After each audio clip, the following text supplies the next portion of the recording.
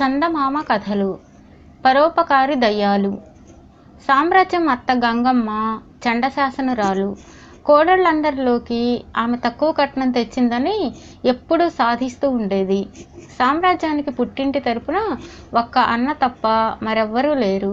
వదిన పరమ పిసినారి. భర్తకు కూడా కొలత ప్రకారం అన్నం పెట్టే తరహా మనిషి. ఆ కారణం వల్ల గంగమ్మ మిగతా కోడళ్ళు పండగలకు పుట్టిళ్లకు వెళ్ళి చీర సారా తెచ్చుకున్నప్పుడల్లా వట్టి చేతులతో వచ్చిన సామ్రాజ్యాన్ని చూసి గంగమ్మ నానా మాటలు అనేది. సామ్రాజ్యం భర్తకు ఇవేమీ తెలియవు. అతను పొద్దస్తమానం పొలం పనులతో తలమునకలవుతూ ఉండేవాడు. అత్త చేత తిట్లు పడినప్పుడల్లా సామ్రాజ్యం పెరటి చివర ఉన్న గుబురు చింత చెట్టు కింద కూర్చొని కంటతడి పెట్టుకునేది. ఆ చింత చెట్టు మీదకి ఆ మధ్య 2 దయ్యాలు వచ్చి చేరాయి. అవి బతికున్న రోజుల్లో భార్యాభర్తలు, మంచి ధనవంతులు, పిల్లలు లేరు. చాలా ధనం, బంగారు నగలు ఉండేవి. ఎంతో పరోపకారులని పేరు పడ్డారు. ఒక పడవ ప్రమాదంలో 2 మరణించి ఇలా దయ్యాలుగా మారారు. వాళ్ళు తమ ధనాన్ని, బంగారు నగలను ఒక సంచిలో వేసుకుని మొదటిసారిగా శ్మశానం పక్కన ఉన్న ఊడల మర్రి దగ్గరకు వెళ్ళారు.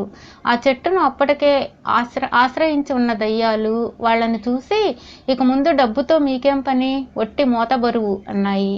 డబ్బు మూత బరువు ఎలా అవుతుంది? దీనితో ఆపదలో ఉన్న మనుషులకు సాయం చేయవచ్చు కదా అన్నాయి ఆ దయ్యాలు 2. ఓహో, మీరేదో సత్యకాలపు దయ్యాల్లా ఉన్నారు.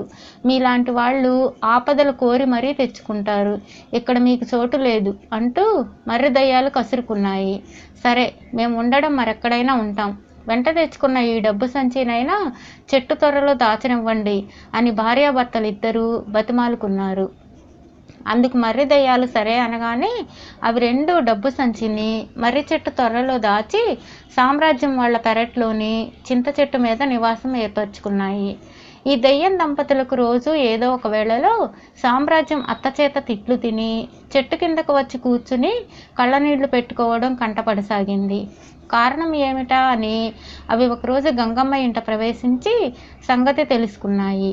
మిగతా కోడళ్ళలా పుట్టింటి నుంచి కట్న కానుకలు తేలేదని ఈ గయ్యాళి అత్త ఆ అమ్మాయిని రాచి రంపాన పెడుతున్నది అన్నది ఆడదయ్యం.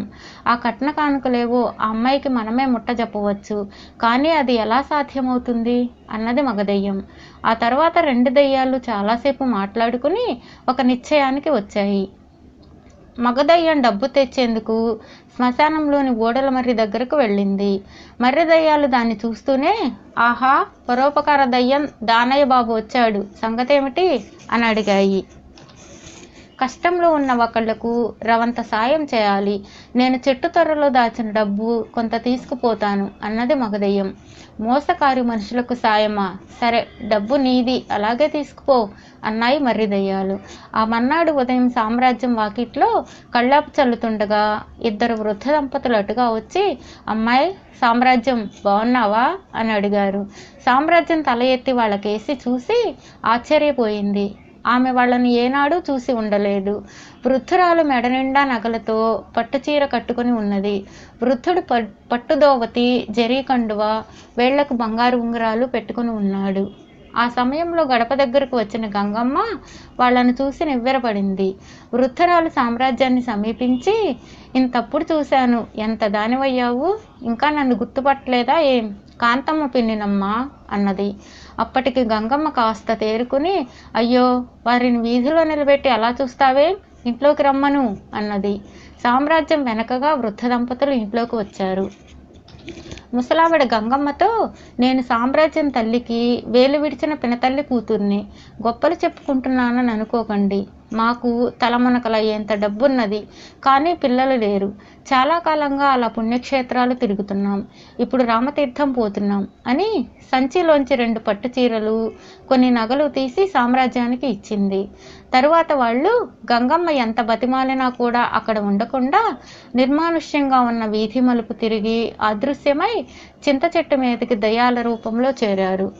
పరోపకార దయ్యాలు అటు వెళ్ళగానే గంగమ్మ సామ్రాజ్యం కేసి కోపంగా చూస్తూ, ఇన్నాళ్లుగా ఎంత కపట నాటకం ఆడుతున్నావే, ఇంత ఆస్తిపరురాలైన పినతల్లి ఉన్నట్లు ఏనాడైనా చెప్పావా మీ వాళ్ళు ఈనాటి వరకు అత్తగారి లాంఛనాలంటూనే జరపలేదు.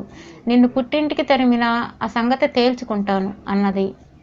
ఈ మాటలు విన్న దయ్యాలకు మతిపోయినంత పని అయింది. మనం ముందు గంగమ్మను తృప్తిపరిస్తే బాగుండేది అనుకున్నాయి.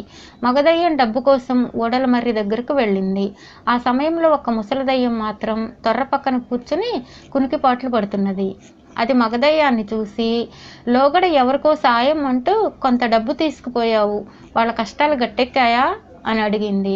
అప్పుడే ఎక్కడా, ఆ డబ్బు అత్త గంగమ్మ చేతిలో పెట్టి ఉంటే కోడలు కష్టాలు తీరేవి అన్నది మగదయ్యం. ముసలి దయ్యం ఉలిక్కి పడుతూ పెద్దగా ఆవులించి, ఏ గంగమ్మ సంగతి నువ్వు చెప్పేది అన్నది.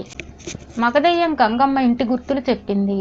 ఆ గయ్యాళి గంగమ్మ, దాని సంగతి నాకు వదులు, నువ్వు మెదలకుండా పోయి దాని పెరట్లోని చింత చెట్టు మీద సుఖంగా నిద్రపో అన్నది ముసలదయ్యం. ఆ రాత్రి ముసలదయ్యం బాగా నిద్రలో ఉన్న గంగమ్మను గట్టిగా వీపు తట్టి లేపి, నేనెవర్నే కోడలా అని అడిగింది. గంగమ్మ వణికిపోతూ, నువ్వో అత్తయ్య అన్నది. అవును నేనే, బతికుండగా నేను నానా హింసలు పెట్టి ఆ పాపం కొద్దీ చచ్చాక ఇలా దయ్యం బతుకుతున్నాను. నీకు నాగతే పట్టాలన్న కోరిక ఉంటే సరే, ఇద్దరం చక్కగా ఊడలమర్రి కొమ్మల్లో మరొకసారి అత్తా కోడళ్ళలా కాలం గడుపుదాం. అలా కాదనుకున్నావో నీ చిన్న కోడలు సామ్రాజ్యాన్ని దయగా చూసుకో అన్నది ముసలి దయ్యం. గంగమ్మకు తన అత్త కోరినంత కట్నం తేలేదని తనని ఎన్ని కష్టాల పాలు చేసిందో గుర్తుకు వచ్చింది. ఆమె గట్టిగా లెంపలు వేసుకుని, అత్తయ్య, నువ్వు బతికుండగా నన్ను తిట్లు శాపనార్థాలతో బాధించినా చనిపోయాక తిరిగొచ్చి బుద్ధొచ్చే మాటలు చెప్పావు. ఈనాటి నుంచి నా చిన్న కోడల్ని దయగా చూసుకుంటాను అన్నది. అత్త దయ్యం చింత చెట్టు మీదకి పోయి పరోపకారి దయ్యాలతో గంగమ్మ ఇంక కోడల్ని పల్లెత్తు మాట అన్నదు. ఈ ముసలితనంలో మీరు వాళ్లకు వీళ్లకు సాయం అంటూ హైరాణ పడకండి అని చెప్పింది. ఆ తర్వాత ఏనాడు పరోపకారి దయ్యాలు సామ్రాజ్యం చింత చెట్టు కిందకు వచ్చి కళ్ళనీళ్లు పెట్టుకోవడం మరి చూడలేదు.